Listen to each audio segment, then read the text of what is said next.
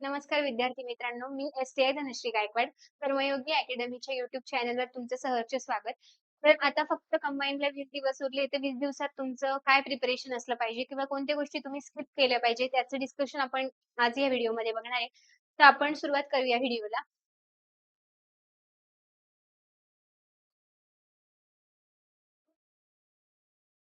तर बघा मागच्या व्हिडिओमध्ये आपल्याला बायोचा पार्ट राहिला होता. तर आपण पहिले बायोचं डिस्कशन करू आणि मग बाकीचं एक-एक विषयांचं आपण डिस्कशन करू बघा. तर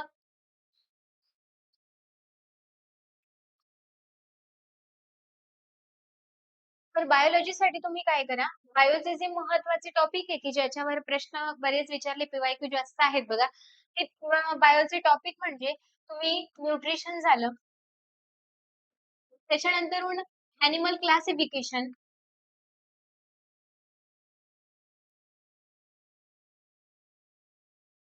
त्यानंतरून plant and animal diseases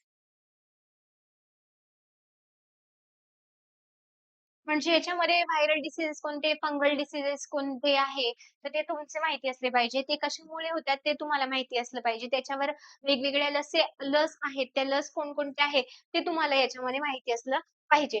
त्याच्यानंतरून plant classification एक महत्त्वाचा टॉपिक आहे तुम्हाला. म्हणजे अ, अल्गीच्या कॅरेक्टरिस्टिक्स माहिती पाहिजे, त्यांचे टाइप्स माहिती पाहिजे, त्यांचे एक्झाम्पल माहिती पाहिजे. त्याच्यानंतरून थॅलोफायटा, ब्रायोफायटा, टेरिडोफायटा, जिम्नोस्पर्म कोण आहे, अँजिओस्पर्म कोणते आहेत, तर त्यांचे एक्झाम्पल आणि त्यांच्या कॅरेक्टरिस्टिक्स याच्यामध्ये तुमच्या महत्त्वाच्या असणार आहे. त्यानंतरून तुमचा एक महत्त्वाचा टॉपिक असणार आहे बायोडायव्हर्सिटी. बायोडायव्हर्सिटीमध्ये तुम्हाला जे संधी आहे, त्याच्यानंतरून ॲनिमल किंगडम, अ, अ, प्रोटिस्टा, मोनेरा सगळी किंगडम आहे त्यांची तुम्हाला माहिती असली पाहिजे. त्यांच्या कॅरेक्टरिस्टिक्स माहिती असली पाहिजे. त्यांच्यात कोणकोणते ॲनिमल्स येतात, त्यांची तुम्हाला नावं माहिती असली पाहिजे. हे बायोचे काही महत्त्वाचे टॉपिक आहे. त्याचप्रमाणे अजून मिनरल्स इन प्लांट म्हणजे वेगवेगळे जे प्लांट्स मधले मिनरल्स ते माहिती असली पाहिजे. त्याच्या अभावामुळे कोणकोणते डेफिशियन्सीमुळे काय-काय रोग वगैरे होतात, ते तुम्हाला एकदा माहिती असलं पाहिजे. त्याच्यानंतरून आपण नेक्स्ट जाऊया बघा. आपण नेक्स्ट सब्जेक्ट घेऊया करंट. करंटसाठी तुम्हाला जे तुम्ही रेफरन्स बुक वापरत असाल, त्याचं नोव्हेंबरपर्यंतचं करंट तुम्हाला करणं अपेक्षित आहे. त्याची रिव्हिजन जास्त करणं गरजेचं आहे बघा. म्हणजे एका वर्षाचे जे इम्पोर्टंट हायलाइटेड पॉइंट जे आहेत, ते तुम्ही पटकन वाचले गेले पाहिजे याच्यामध्ये. नेक्स्ट आपला टॉपिक असणार आहे हिस्ट्री. हिस्ट्रीसाठी काय करा, की जे 2017 पासूनच्या ज्या क्वेशन पेपर्स असतील, त्याच्यामध्ये आलेले जे पी-वाय-क्यू आहे, ते रिपीटेडली सॉल्व्ह करण्याचा प्रयत्न करा. जे महत्त्वाचे समाजसुधारक आहेत, ते व्यवस्थित वाचा. म्हणजे शाहू महाराज,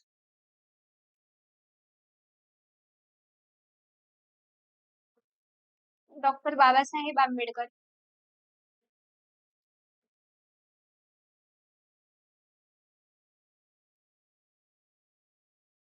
त्याच्यानंतर महात्मा ज्योतिबा फुले.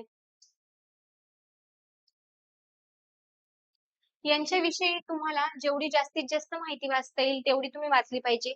यांच्या संबंधित जे व्यक्ती आहेत, त्यांची बद्दल जेवढी माहिती तुम्हाला मिळवता येईल, तेवढी माहिती तुम्ही याच्यामध्ये वाचली पाहिजे. ठीक आहे, तर बघा पहिल्या 7 दिवसांचं नियोजन तुमचं काय असलं पाहिजे, की जे आपले विषय आहेत, ते तुमचे एका दिवशी एक पूर्ण रिवाईज झाला पाहिजे. म्हणजे दिवसातून तुम्ही आता सध्या 10 ते 12 तास अभ्यास करत असाल, तर एका दिवसात तुमचा एक सब्जेक्ट जो आहे तो रिव्हिजन करून कंप्लीट झाला पाहिजे. असे 7 दिवसात तुम्ही 7 जे विषय आहेत आपले कव्हर करण्याचा पहिले प्रयत्न करा. म्हणजे पहिल्या 7 दिवसात तुमची 7 विषयांची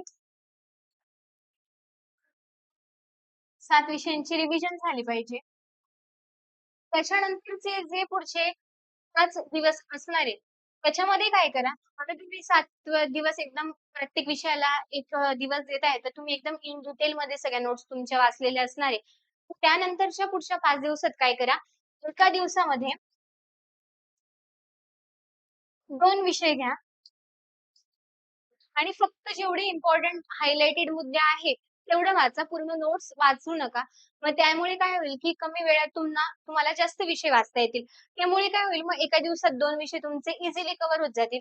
त्याचबरोबर मग काय करा, त्याच्यामध्ये तुम्ही मॅथ्सचे पी-वाय-क्यूला काही वेळ द्या आणि सिम्प्लिफाईड किंवा तुम्ही जे करंटसाठी बुक यूज करत असाल, ते तुमच्याकडून काय केलं पाहिजे, रोज वाचलं गेलं पाहिजे ह्या 5 दिवसांमध्ये. ओके. त्याच्यानंतर म्हणजे जे 5 दिवस असतील, त्यामध्ये तुम्ही कोणतेही नवीन क्वेशन पेपर वगैरे किंवा अकॅडमीच्या वगैरे ज्या नोट्स असतील त्या सॉल्व्ह करण्याचा प्रयत्न करू नका बघा. कधी-कधी काय होतं, की कधी आउट ऑफ द बॉक्स वगैरे जर क्वेशन आले, तर कमी मार्कांमुळे निगेटिव्हिटी वगैरे येऊ शकतं, की मार्क नाही आले वगैरे. तर त्यामुळे काय करा, ह्या 5 दिवसांमध्ये तुम्ही आयोगाचे सध्या झालेले जे पेपर आहे 2020 पासूनचे, ते जेवढे सॉल्व्ह करता आले किंवा ते एका तासात तुमची व्यवस्थित होत असतील, तर तुम्हाला त्याच्यामध्ये 65 च्या अबोव्ह मार्क्स पडत असतील, तर ते सॉल्व्ह करण्याचा तुम्ही प्रयत्न केला पाहिजे. म्हणजे मी तुम्हाला सांगेल, की 2020 पासून जे पुढचे जे पेपर आहे, ते तुम्ही एकदा व्यवस्थित सॉल्व्ह करा. ते पी-वाय-क्यू जे आहे, ते रिपीट काय करा, तर तुमच्या नजरेखालून गेले पाहिजे. त्याच्यानंतर बघा,